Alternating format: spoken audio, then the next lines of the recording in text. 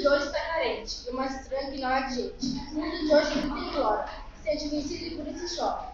Quando a gente entende que o tosco erra, então não entende por que da guerra. A natureza é boa e até perdoa, porém se a bondade é o tosco é touro.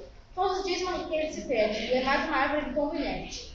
E como se não bastasse a natureza destruída, é gente que mata ou perde a vida. É criança que chora de fome e de frio, é drogado que joga o salgão vazio.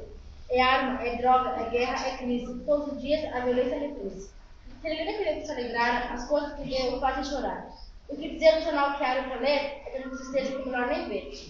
O que aconteceu aquele dia, que ele era criança e sorria, também pudera ele não entendia. O mundo foi pobre também não sofria. Se nem bebê tem futuro garantido, o que então dizer desses jovens perdidos? O idoso não tem mais seu respeito, até seu vizinho tem mais respeito. Se o pobre mendigo ou pede uma esmola, ouve e não liga, é mais um que enrola.